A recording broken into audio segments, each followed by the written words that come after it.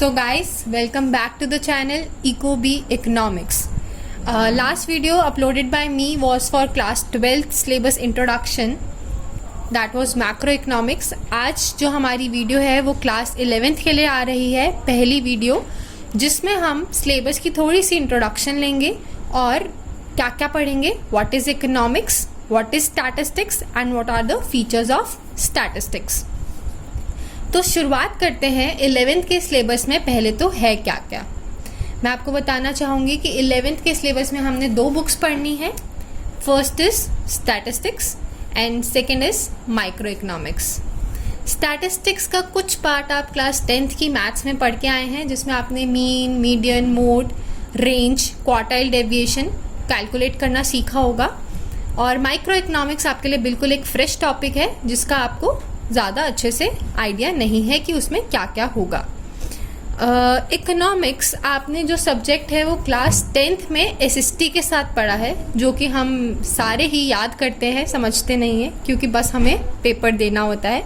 But 11th में ऐसा नहीं है। इकोनॉमिक्स इंटरेस्टिंग है, लिटिल बिट डिफ़िकल्ट है, बट अगर आप पढ़ोगे तो बहुत अच्छे से समझ भी आएगी और बहुत अच्छा और इंटरेस्टिंग सब्जेक्ट है। सो वापस आते हैं अपनी बुक्स के ऊपर। दो बुक्स हैं, स्टैटिस्टिक्स एंड माइक्रो इकोनॉमिक्स। दोनों का डिवीजन जनरली 40-40 मार्क्स ईच रहता है।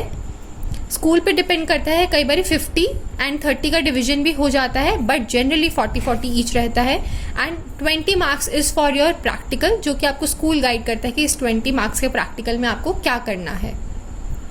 तो आइए फिर हम शुरुआत करते हैं आज स्टैटिस्टिक्स के साथ। स्टैटिस्टिक्स इसलिए क्योंकि ये आपके थोड़ा सा टच में है अभी, इसलिए मैं स्टैटिस्टिक्स के साथ पहले स्टार्ट कर रही हूँ।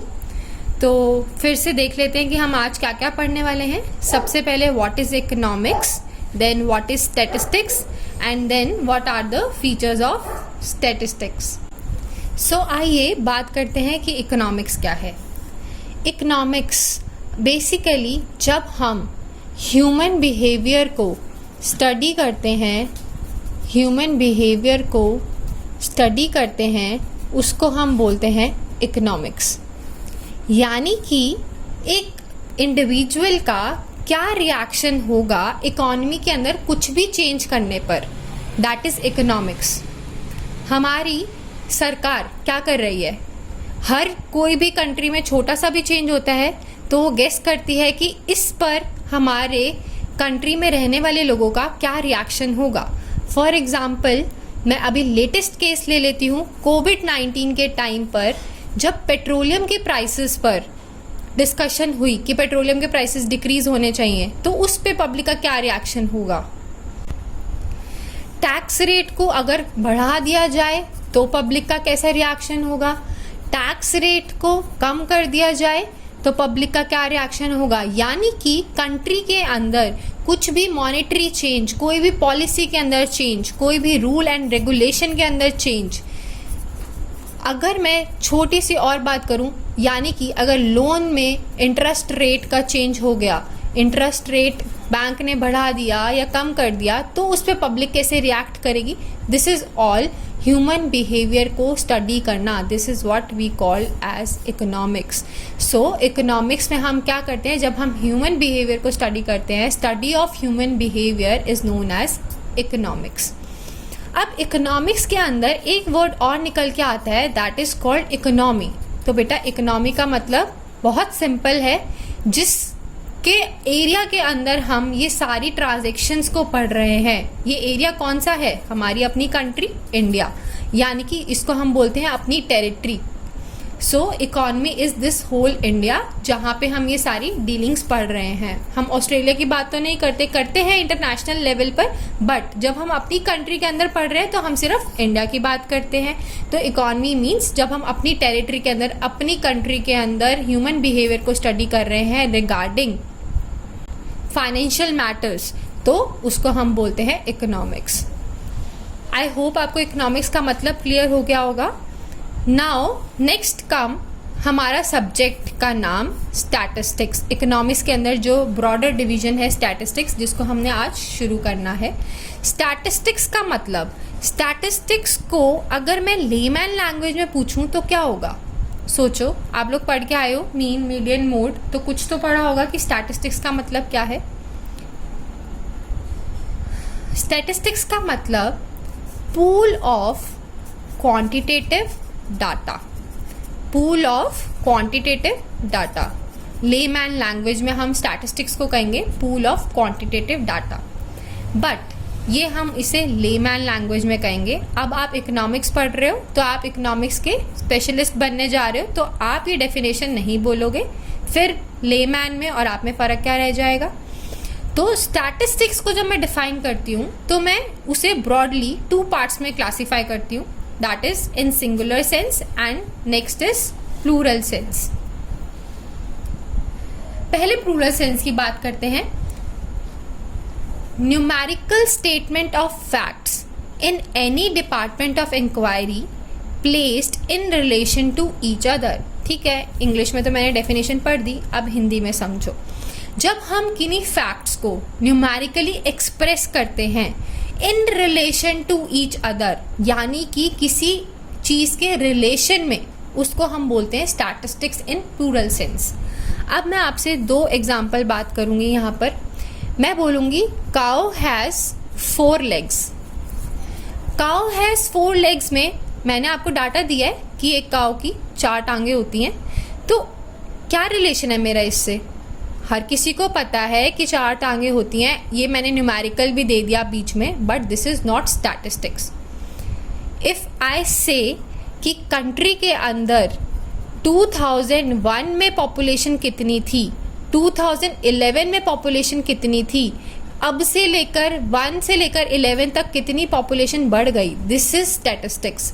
मैंने जब रिलेशन में बात करी, then numerical statement of facts in any department of inquiry placed in relation to each other, यानी जब मैं किसी रिलेशन में बात कर रही हूँ तो उसे हम बोलते हैं स्टैटिस्टिक्स। एक और एग्जाम्पल लेते हैं। Suppose there is a boy named Rahul, उसकी ₹100 पर मंथ की पॉकेट मनी है। फिर से मैंने न्यूमेरिकल डाटा दे दिया, but then also it is not statistics. Statistics का मतलब जब हम किसी एवरेज की, ध्यान रखना, जब भी हम किसी एवरेज की, किसी एग्रीगेट की बात करेंगे तो that is statistics in plural sense. I hope अब आपको ये क्लियर हो गया होगा कि स्टैटिस्टिक्स इन प्लूरल सेंस क्या होता है। किसी भी चीज़ का रट्टा मारोगे तो भूल जाओगे, याद करने की बजाय उसे समझकर अपने दिमाग में फिट करोगे तो ज़्यादा अच्छे से याद होगा और ज़्यादा अच्छा स्कोर कर पाओगे। Now statistics in singular sense. Singular sense यानी कि जब हम डाटा को प्राइमरीली कलेक्ट करते हैं, ऑर्गेनाइज करते हैं, उसको प्रेजेंट करते हैं और फिर उसके बाद उसका एनालाइज करके इंटरप्रेट करते हैं, उसको बोलते हैं statistics in singular sense. Collection of data. Collection of data यानी आप सबने सुना है कि हर 10 साल बाद हमारी कंट्री की पॉपुलेशन को काउंट किया जाता है। आप सभी ने देखा होगा कि हमारे घर पे पॉपुलेशन को काउंट करने के टाइम, जब भी जिस भी ईयर में पॉपुलेशन काउंट होती है, तो कोई ना कोई इंडिविजुअल आता है फॉर्म लेके, जिसमें वो आपकी सारी डिटेल्स लेके जाते हैं। तो उन सारी डिटेल्स को जब वो कलेक्ट करते हैं, that is collection of data, जिसको मैं सेंसस के नाम से जानती हूँ। नाउ जब वो डाटा कलेक्ट हो जाता है, फिर उस डाटा को ऑर्गेनाइज किया जाता है। ऑर्गेनाइज मतलब हर डाटा को स्टेट वाइज, कंट्री तो चलो कंट्री में सेंसस कैलकुलेशन हो रहा है तो स्टेट वाइज, देन आपके डिस्ट्रिक्ट, देन स्टेट, जैसे भी पूरा ओवरऑल लेवल पे ऑर्गेनाइज किया जाता है। सारी इन्फॉर्मेशन को कलेक्ट करके इकट्ठा किया जाता है। अब ऑर्गेनाइज हम कैसे करते हैं? टेलीबार्स के फॉर्म में। टेलीबार सीखे हुए हैं ना, 1 2 3 4 देन 5, ऐसे टेलीबार्स बनाए जाते हैं टेलीबार्स के फॉर्म में। सो टेली मार्क्स या टेलीबार्स से हम डाटा को ऑर्गेनाइज करते हैं। Then presentation of data. Presentation कैसे करी जाती है? टेबल्स के फॉर्म में, ग्राफ्स के फॉर्म में, डायग्राम्स के फॉर्म में। सो टेबल्स, ग्राफ आप लोगों ने देखा होगा ना, किसी भी चीज़ को हमारी कंट्री के अंदर जीडीपी ग्रोथ कैसी हो रही है ग्राफ के थ्रू दिखाया जाता है। पेट्रोल के प्राइसेस 2001 से लेकर 2020 तक कैसी परफॉर्मेंस रही, तो ये क्या है, सारे हमने ग्राफ्स के फॉर्म में डाटा को प्रेजेंट किया। देन डाटा को एनालाइज किया जाता है। एनालाइज किस फॉर्म में, जैसे मैंने प्राइसेस का ग्राफ बनाया तो एनालाइज किया कि कितनी महंगाई बढ़ गई है, इस केस में इन्फ्लेशन कितनी हो गई है, डिफ्लेशन कितनी हो गई है। So this is singular sense in statistics.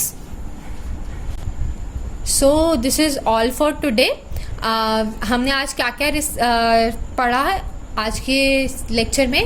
What is economics, what is statistics, statistics in singular sense and plural sense. Since ये वीडियो लंबी होती जा रही है तो हम फीचर्स नहीं पढ़ पाएंगे इस वीडियो में। नेक्स्ट वीडियो में आपके साथ फीचर्स डिस्कस करे जाएंगे। एंड हाँ, अगर आपको ये मेरी वीडियो अच्छी लगे तो प्लीज़ वीडियो को लाइक करना, शेयर करना एंड चैनल को सब्सक्राइब करना मत भूलना। और प्लीज़ अगर आपको अच्छी लगे तो अपनी फ्रेंड्स के साथ इस वीडियो को ज़रूर शेयर करना। Thank you.